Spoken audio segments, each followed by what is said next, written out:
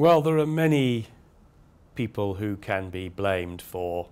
the financial crisis. Of course, there are bankers, and then in addition, regulators and central bankers and politicians and indeed even consumers who borrowed too much. But of course, you have to look also at the way in which we think about the world economy, and particularly the way in which we think about financial markets. And that thinking does derive from the teaching of economists and the people who teach about financial theory.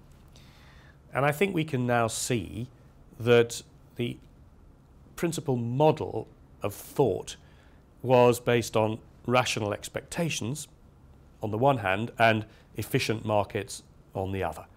In other words, that economic actors are inspired by an entirely rational view of the world, looking at their self-interest and taking account of all available information and acting accordingly, and that markets are efficient in that prices in markets are rationally set by a balance of expectations of buyers and sellers and traders and brokers, and therefore that prices make sense almost by definition. And I think that created a mindset in the financial authorities, in the regulators certainly, and I think that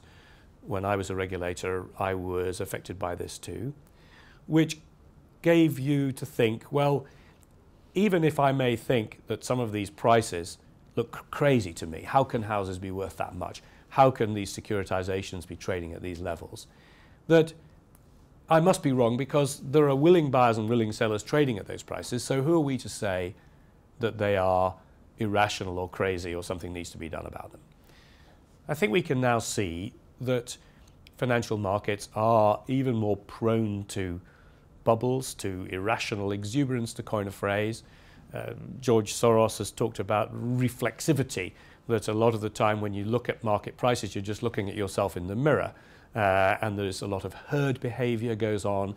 such that markets are nothing like as efficient and rational as we might have thought. And therefore, we should have more confidence as regulators, central bankers, politicians in saying sometimes, hey, you know, this is crazy, this can't go on, and we should attempt to dampen it down. Now, that's a big controversy in central banks at the moment. You know, does it make sense to try to pop bubbles when you see them, or are you going to create more trouble and you should really just wait for them to explode of their own accord and clean up after the event, which was the philosophy beforehand? But I think there is an obligation on economists and financial theorists to think about their models and to think about whether